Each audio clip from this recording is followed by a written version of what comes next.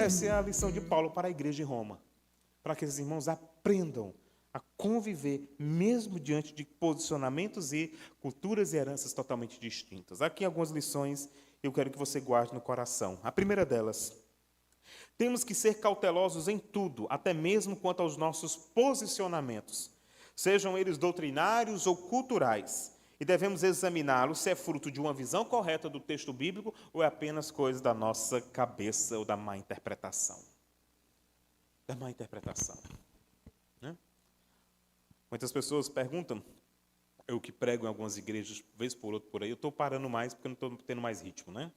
Mas pregando para alguma pessoa, você é pastor de qual igreja? A igreja é batista. Aí algumas pessoas dizem assim, dependendo de que seja. Mas lá vocês têm o Espírito Santo? Aí eu disse assim, depende pelo que você entende de Espírito Santo. Porque se o seu Espírito Santo não for o da Bíblia, nós não temos mesmo não. Nós temos o da Bíblia lá. Né? E por que as pessoas perguntam isso? Porque tem uma visão equivocada, muitas vezes, da doutrina do Espírito Santo. Né? Ah, vocês são uma igreja liberal? O que você quer dizer por liberal?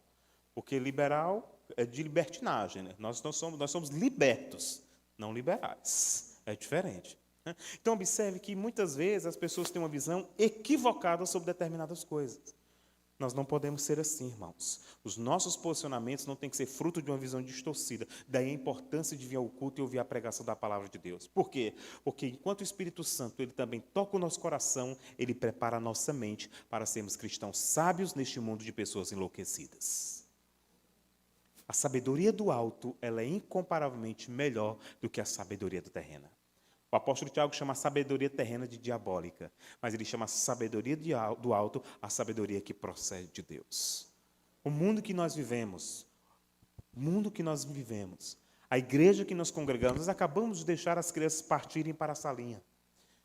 Nós precisamos entender que eu e você hoje temos que ter responsabilidade de assumirmos e temos a capacidade de termos posicionamentos segundo a palavra de Deus, não só para proteger o nosso coração, mas também para proteger as crianças da nossa igreja, para uma igreja do futuro ser uma igreja pautada na verdade da palavra de Deus. Que igreja? Né? Que igreja será a igreja daqui a 10, 15 anos? Que tipo de pastores, que tipo de pregadores nós teremos nos púlpitos daqui a 20, 30 anos? Quando é que começa isso? Isso começa aqui e agora, sendo fiéis à palavra de Deus. É plantando hoje para colher amanhã. E nós somos os responsáveis por isso. Você crê nisso?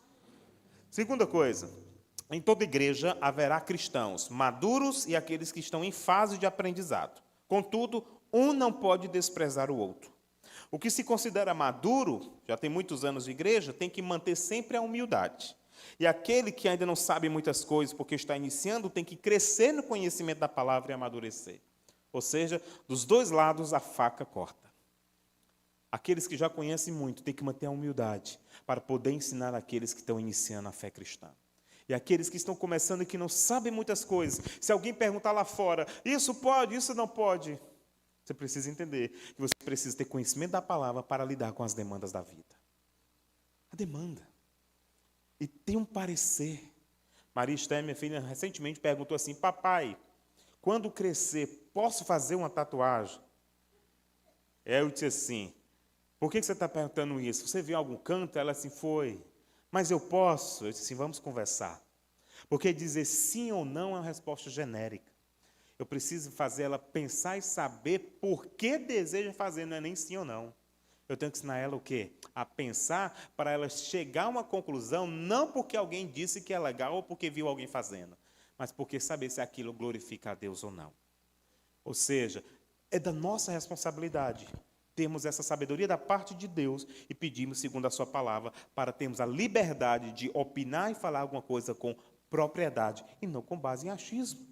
Por isso, meus queridos irmãos, todos nós devemos caminhar crescendo, tanto em humildade quanto em conhecimento da palavra. Então, você que é um cristão maduro, ajude aqueles que ainda não conhecem muitas coisas. E você que ainda não conhece muitas coisas, cresça no conhecimento da palavra para ajudar outros lá na frente a serem cristãos maduros. Só assim nós teremos uma igreja unida e sábia segundo a palavra de Deus. Ok? Outra lição, sempre haverá pontos divergentes na igreja, seja em natureza teológica ou administrativa. Contudo, precisamos preservar o maior nível de unidade possível no meio do povo de Deus. Ah, pastor, eu não gosto de vir para uma sessão, para alguma coisa, porque tem pontos divergentes, mas sempre existirá e é necessário que exista pontos divergentes. O que nós não podemos é permitir que as pequenas divergências norteiem a unidade da igreja ou firam a unidade da igreja. Esse foi um dos pontos, por exemplo, que eu me tornei batista, lá em 2016, por saber que nós temos a liberdade, dentro do contexto da igreja, de ter uma opinião, ou dela ser votada, ser reprovada ou ser aprovada. Essa liberdade que nós temos é uma liberdade que vem da parte do Espírito de Deus. Porque, às vezes, nós queremos fazer alguma coisa, queremos que a nossa ideia prevaleça, mas, às vezes, na hora de uma sessão, de uma discussão sobre um determinado ponto, a minha proposta ela não prevalece, porque alguém tem uma perspectiva que eu não tinha pensado. E, de repente, um grupo de pessoas concordam também, ou seja, o Espírito vai testificando nos corações. Isso é o quê? Isso não é uma democracia livre, isso é o Espírito de Deus dando sabedoria à igreja para seguir a vontade do Senhor. Então, isso é uma característica como nós, como igreja, temos. Diferente da igreja católica, que o Papa mandar tem que ser crido. Diferente de qualquer outra tradição, que o que o presidente disser tem que ser abraçado. Não. Nós temos a liberdade, nós podemos entender isso como uma bênção de Deus. Nós precisamos compreender que isso é sinal de quê? De maturidade que Deus deseja dar à sua igreja. Isso é bom. Isso nos treina para sermos uma igreja que pensa, que calcula os custos e segue a vontade do Senhor.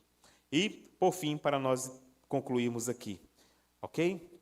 O último ponto. Não podemos esquecer da verdade bíblica de que cada um de nós prestará contas de si mesmo a Deus. Ou seja, devemos cuidar muito bem da nossa própria vida, antes mesmo de cuidar da vida um do outro.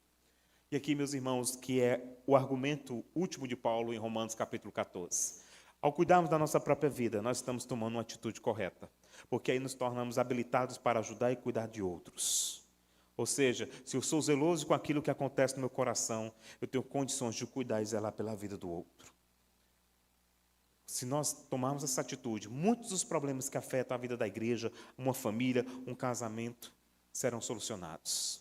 Imagina, por exemplo, um marido irado, que antes de falar alguma coisa para a esposa, ele primeiro vai orar para que Deus controle o coração dele. Ele não só vai ser controlado pelo Espírito, como a esposa vai ser poupada de ser ferida. E os filhos vão ser poupados de não ver a situação crítica. É o que Paulo está dizendo aqui. Se nós cuidarmos do próprio coração, esse é o primeiro caminho para que a igreja se mantenha unida e seguindo a vontade de Deus. Que possamos orar para que sejamos uma igreja madura, fiel a Deus e que saiba fazer bom uso da liberdade que o Senhor nos deu. É isso que precisamos entender, porque isso é uma bênção de Deus para a vida da igreja. Agostinho de Hipona, que foi bispo na África, escrevendo sobre esse assunto, ele diz uma coisa muito interessante, eu anotei aqui. Ele diz assim, nas coisas essenciais, união. Nas coisas não essenciais, temos a liberdade, mas em todas as coisas temos o amor. Ou seja, nós temos a liberdade de divergir pontos, de pensar de forma diferente, mas sem nunca ferir a unidade do corpo de Cristo. Que Deus nos abençoe, porque no Brasil que nós vivemos, ter essa maturidade é um risco. Por quê? Porque aqui as pessoas brigam por time de futebol, as pessoas brigam por política. Eu já vi igreja que ficou com a situação fragilizada por causa de partidarismo relacionado à política. No período da política, todo mundo se desentendia. Isso é falta de maturidade bíblica.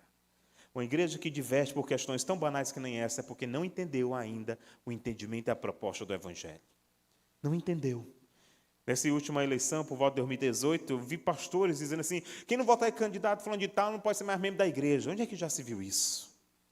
Meus irmãos, isso é falta de maturidade, temor e tremor diante de Deus. Eu termino esse sermão exortando aos irmãos que possamos desfrutar da liberdade que o Senhor nos deu, nos tornando crentes maduros para sabermos vivermos unidos apesar das nossas diferenças. Que Deus nos abençoe.